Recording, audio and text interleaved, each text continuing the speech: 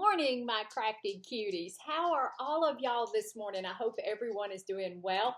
That was Bella that just went by in the background. Y'all don't get to see her too often because she hates having her picture taken, and she hates being on video. She's not a camera person. And there, of course, is Mr. Grayson. He should be hopping up. He may hop up. Yep, there he goes. He's getting in his basket. Let me see if I can swivel you guys around so you can see. Can I swivel you around far enough so you can see? Not sure. Not sure. There he is. There's the master. There's the king right there. There he is. Oh, so hopefully that didn't make y'all too drunk. Okay, so I promised that I would do a review of the Quiltography app, and that's what I'm going to do this morning. Well, it's morning time when I'm recording this, so it's actually Friday. So Friday morning, and this is post at 7 p.m. tonight.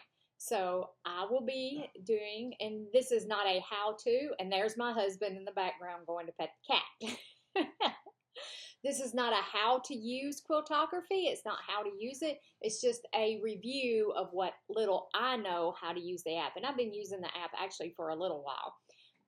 All right, so without further ado, let me get the camera situated and turned around for you to see it, and I will be right back. All right, my crafty cuties, I think I have everything set up where you can see it. All right, this is the icon for the Quiltography app. Quiltography can only be used on iPad and on my iMac. I do have an iMac. It's $14.99 to purchase on the iMac. The download for the app on your iPad is actually free. So, and it's, as far as I can tell, it's the exact same thing. You just have the portability of the iPad, so, you know, why pay for it when you can use it for free on the iPad? So, let's open it up. All right, so the first block section that we have is that you can do pictures of your stash. You can take photographs of your fabric. You can create your own blocks, and they're in here. And of course your quilts that you design, and then you can take photos like if I wanted to take a photo of Grayson and make that into a quilt, then you can use, I'll show you that in just a second. So that's what's on that page, or the first section you can choose from. So, and of course the second section that you can choose from is where you create your own block template, and this is what I use a lot, creating my own templates. This is how I've been designing my quilts.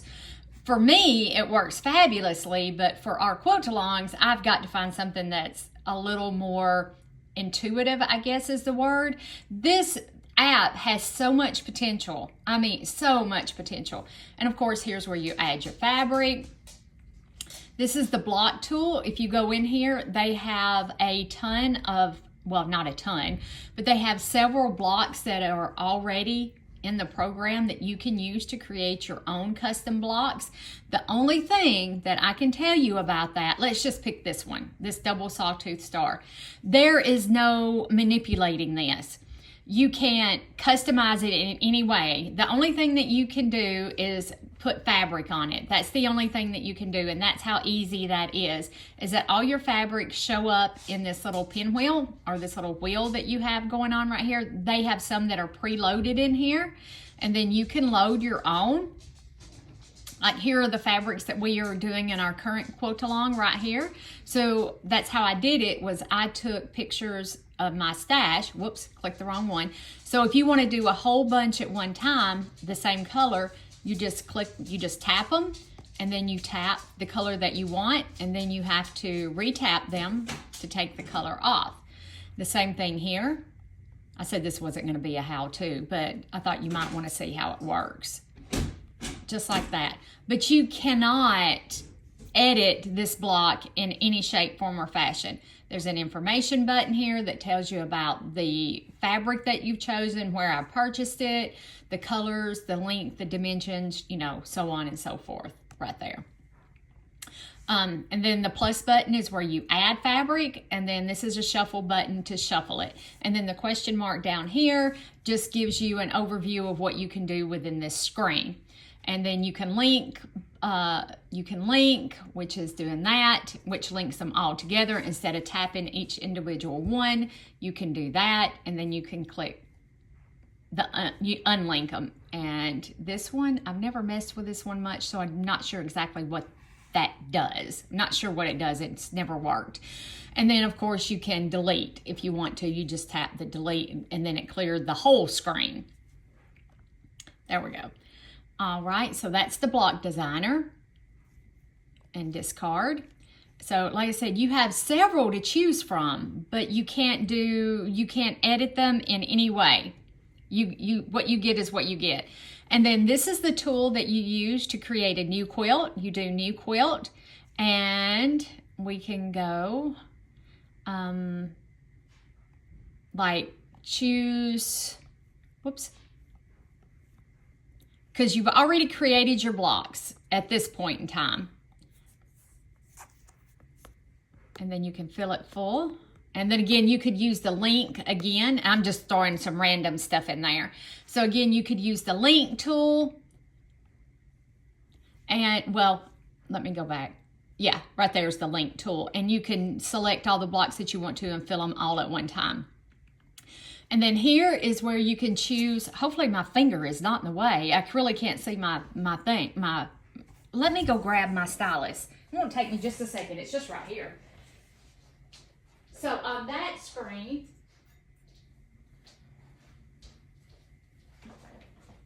I didn't think about my finger being in the way. So here is where you can set the number of blocks that you want horizontally, and here you can select the ones that you want vertically, and you can add a border. There you go. We can add a border.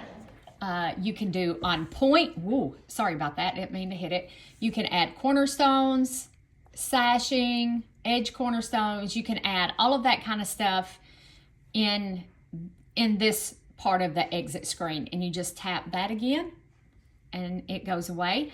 And then here on your plus, minus, and divide button, it tells you enter in, like if you want to enter in a different block size,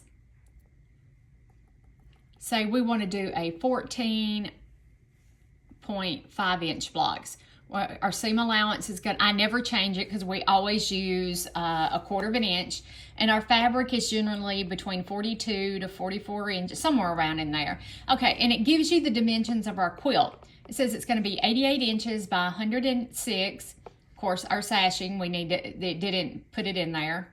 I must have did something wrong. And then our border is 8 7/8 inches. And then you have down here, it's going to tell you block requirements, how many of each block that you're going to have to make, and then your fabric requirements down here. It's going to tell you how, this is approximation. This is not 100% in stone, it's only approximate.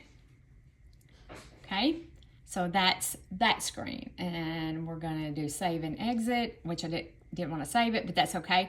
And then here is the photo quilt, where you can take a photo of something, and I was playing around with it and took this photo, and then you pop it over in here, and then it assigns it a color and a letter, and then here are your colors, and it tells you that it's 66 by 50 with 20 colors, 3,300 pieces, and it's 1 inch finish pieces. So I haven't really played with this a lot. And then you can set your maximum, and then you could say your pieces are 4 inches. So then that gives you a huge quilt. So it does have a lot of functionality. However, and then you have your welcome screen, tutorials, all of that stuff is here, feedback, updates. As far as I know, they've never updated this. And then once you create a quilt, you go to My Quilts. I don't want y'all to see that one. And then you can look at, like, this is our quilt that we're working on right now. You can go and look at the quilts that you've already created and all of that. The only thing about this program is when you're over there designing your quilt and you change the block size, it changes the block size for every quilt that you have saved. I don't like that. So you have to remember to go back and change this back to the block that you're using for this particular quilt. And then you have all of your fabrics, blocks, and everything are in here for you to choose from. And of course, this one doesn't have any borders or anything because I don't want any borders on it. You have the same functionality, of course, where we know that we're making 15 star blocks. And then it broke down because I made each of my 4 patches different colors. So it broke them down for me and told me how many that I needed to make of each one. And of course, these measurements aren't right because we're at 14.5 instead of 18.5. So, which is what we're doing for our quilt. Sorry, had to get a sip of coffee. So you can just go up here and do 18.5, and that'll put it back to like it was. And then of course it gives you the fabric requirements down here for the colors that I chose to use in my quilt. All of those are down here too. So, but what it doesn't help you with, whereas EQ8 or another program might help you, is it doesn't give you any kind of direction. Like in EQ8, it'll tell you how to actually cut these blocks. It'll give you a rotary cutting guide, or a foundation paper guide, or a template guide. That you can do templates from there. So that's about all that you can do in this. Then you have to figure out the rest of it for yourself. Okay, and do save and exit. And let me get back out of that. And y'all just got a sneak peek of the quilt that's coming up. I'm pretty sure if you were fast enough, you caught it. But it's going to change, I think, quite a bit because I will be purchasing EQ8. And so that's about it. I mean, it's really user-friendly. It's just very limited as to what you can do with it. And when you're designing a block, this is where you go to design a block. You can name your block whatever you want to name it. You can set your grid size. You can decrease it. You can increase it. I usually keep mine at 12 because that's what I like working with. And then these are the shapes that, these are all the shapes that you have to work with. You, as far as I know, you cannot create any other shapes. I wish we had a hexy shape in here. So you have to figure out how you can take this limited amount of shapes and make whatever design it is that you're wanting to design. So like I said, this app has a great concept, and it would be fabulous if it had a little more oomph to it, I guess is what I'm trying to say. Oh, but it is. I love the concept of the app, and it would be a fantastic app if it just had a little more functionality. There we go. There's the word I'm looking for. So discard. So that's a pretty brief overview. You can go in here. Let's see here. Block, create your own block. Yeah, when you go here to new block, to look at the blocks that you've created, you just go to custom. I don't want to go there because you'll see where I've been working on our upcoming quilt-alongs, and I don't want to spoil the surprise until it's time to reveal it. It's not going to be a mystery quilt-along, but I don't want to spoil the surprise. You already got a sneak peek if you're quick enough. So, but yes, you just click on custom and you can look at all the blocks that you made. All right, so that is a brief overview of the Quiltography app, as I promised you guys. So, I mean, it's like I said, it's great for what it is, but if you're actually designing quilts, designing blocks, and putting all that together like I am for our sew-alongs, then you need something that's a little more robust, that has a little more functionality to it.